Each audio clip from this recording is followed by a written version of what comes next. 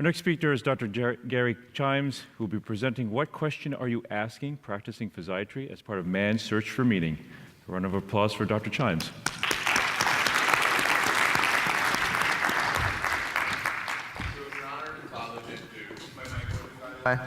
Okay. It's an honor to follow Gen Fu, and that's just more than metaphorical. I was actually a resident underneath him when he was a fellow, and I think he's very much the man I'm trying to become. And when we get to my talk, it's really going to be trying to have some pragmatic advice about how to find more meaning in your life. So it's really an honor to be speaking in front of people. I look out at the crowd, and I see lots of people that I really admire, and people I'm trying to be. And I also see Patrick. Hi, how you doing there? So it's nice to see. And what I'd like to do is, in the next 10 minutes, give some practical feedback on the kind of things that can hopefully give more meaning in your life. So when I think about the narrative of my life, the reason I became a physiatrist, the story I used to tell residents and fellows, was that I was a triathlete in college, and about a week before my college graduation, I tore my PCL.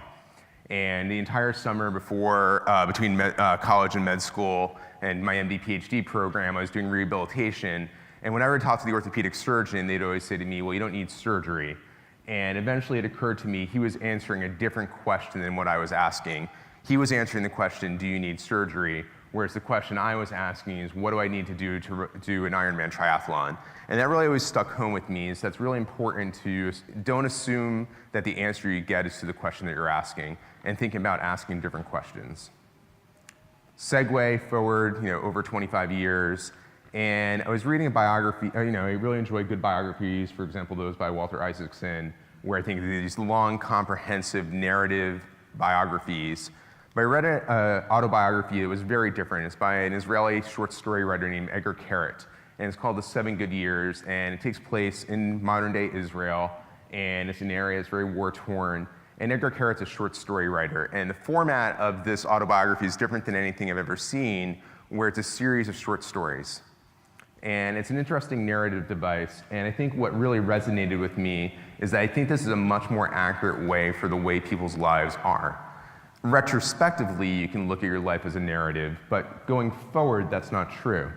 And I think that people are often trying to write a narrative of their life, and in doing so, they don't give themselves the time for appropriate calibration. So again, I think this is the way that people envision their lives and the purpose of what they're doing when you're starting something, but I think this is a more accurate representation of what actually happens. And that's good.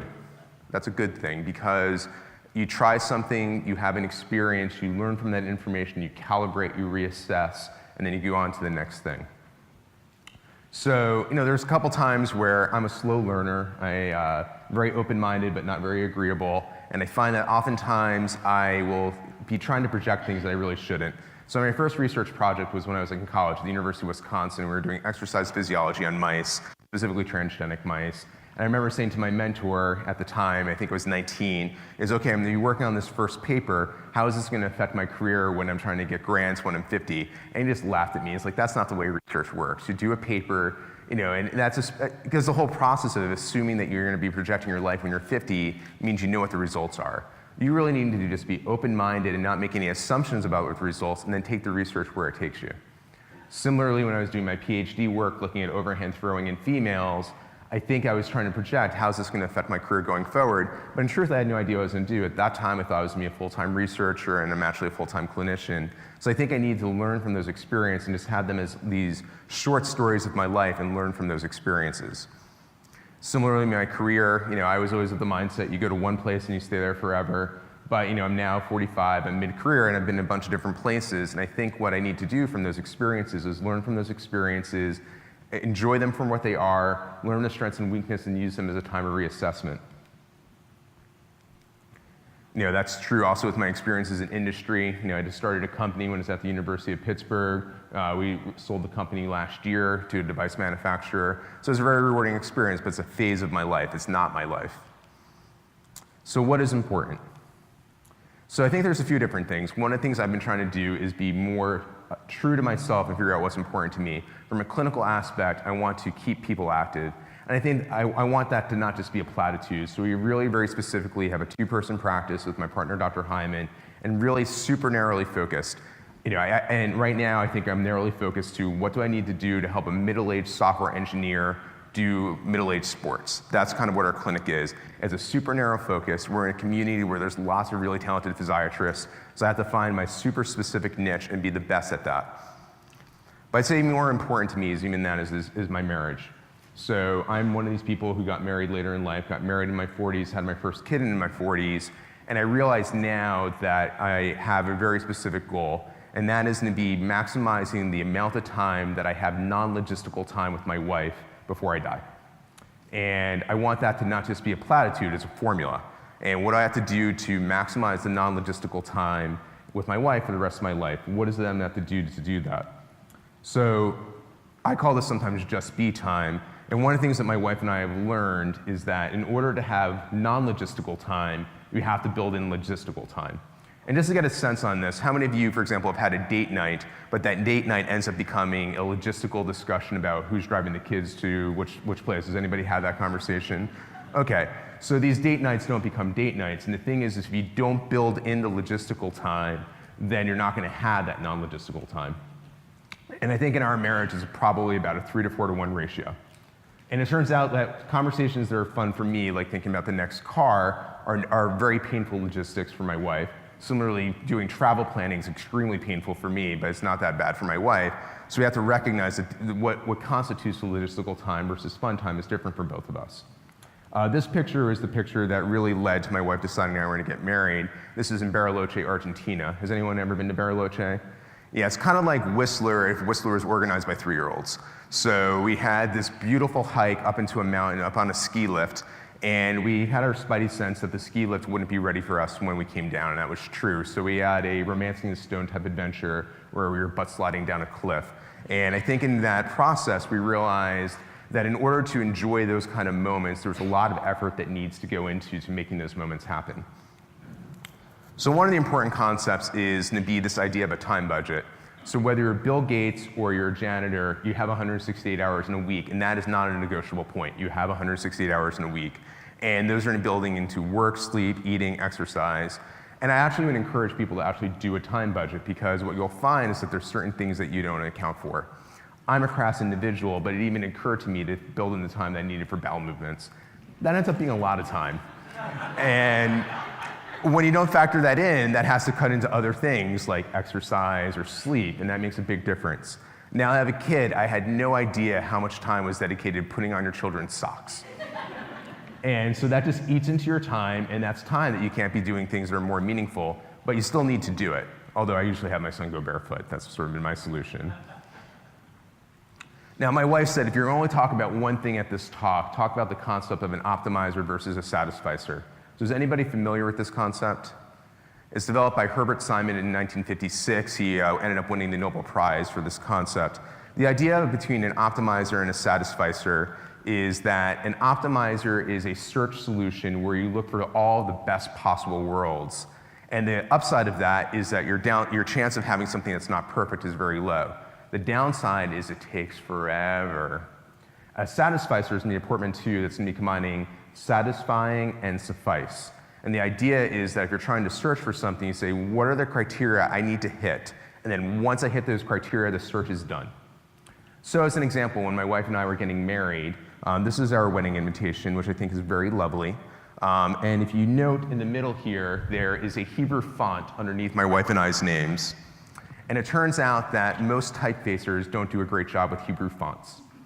And my wife was really bothered. My wife is an architect and a designer, and she was very much bothered by the fact that the font was off-center. And so the total amount of time that she ended up spending on this was about 7 hours. And I said to her, I agree with you. You're absolutely right. The font is off. You know, that shin looks horrific. But the bottom line is that 2 years from now, we're not going to care. This is not going to make a meaningful difference in our life. On the other hand, the huppah, which is the ceremonial canopy that you use during the wedding, that is something that was very meaningful to us. We actually had a large family of people that we wanted to be underneath the huppah. A traditional huppah is a square design, and we actually ended up making a custom hexagonal design. And this actually took a lot of effort. We spent a weekend constructing it. We then had to deconstruct it. We had our wedding in the Paulsbo Peninsula, the Kitsap Peninsula in a town called Paulsbo off of Seattle, and actually had to have reconstructed the day of. but that was something that was very meaningful. So that was something that was worth being an optimizer. So I think one of the key points here is that when you're thinking through decisions, you need to make a distinction between a high leverage decision and a low leverage decision. There's certain things in your life that are going to be very important and meaningful. Those are high leverage decisions. That's something where it's worthwhile to be an optimizer because you're going to get a return on investment on that. With low leverage decisions, with those, you can be a satisficer, but I would actually argue you should really think about, can you even just eliminate the decision altogether? Because again, you only have 168 hours in a week, so don't spend time on things that aren't important to you. Another way to really state the same concept, I found this really fascinating. The word priority does not have a plural. So if you look at the history of the English language, the word priorities never came into existence until roughly 1940. And I think that's just fascinating because if everything's a priority, nothing is. So I think it's really important that you only get to choose one priority. For me, again, it's going to be the choice of how do I spend my non-logistical time with my wife before I pass away. Everything else is optimized around that. So most of the ideas I'm sharing here are ideas I'm stealing. As far as I know, this is an idea that I came up with on my own, but I'm probably going to find out that somebody wrote about it in 1820. But it's the idea about the importance of A+ ideas. So if you have 3 A+ ideas, what's better, to present just those 3 A+ ideas, or to add on 7 B+ ideas? And I think one of the great things I've learned in my life is that B+ ideas don't strengthen your A+ ideas, they just dilute them. We know from the adult education literature that people can only remember 3 things per interaction, and you don't get to choose what those 3 things are. So make your point and shut up. Just let the ideas resonate. So what are the implications for PM&R? So what is PM&R at its heart? So going back to the story of when I had injured my knee, it's really about asking meaningful questions. And you really should spend significantly more time making sure you have the right question than you are trying to find the right answer, because otherwise you might be answering the wrong question. And what you want to do is take and I think for us, the reason we're focused on function, ultimately we're asking, what is it that you want to do? And I think this is a really important concept. Instead of asking about knee pain, say, what is it that you want to do that you can't do right now, and how do we get you there? And I think we need to take that same construct that we have for our patients and apply it to our own lives. So what is your personal goal? Again, what is your priority? And then what is it you need to do to get you there? One of the important points is that you have agency. We have so many people, so many external bodies that are saying you have to do this, you have to do that, you have to do this, you have to do that. You have agency to choose how to spend your time. You have 168 hours in a week, and that 168 hours a week doesn't have to be spent on MIPS accreditation. You can really choose what's important to you, and so I think you have that, you're allowed to do that. So the great Vince McMahon from the WWE Wrestling has this quote that I love, is that the key to success is finding out who you are and then be more of that. And that's really what I'd like to encourage all of you to be. And just try to be that best possible version of yourself every day.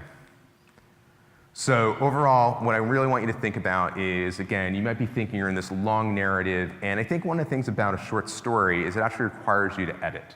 I find that short stories I find much more enjoyable to read than a novel, because a novel allows you an excuse for sloppiness, because you're like, I'll get to it later.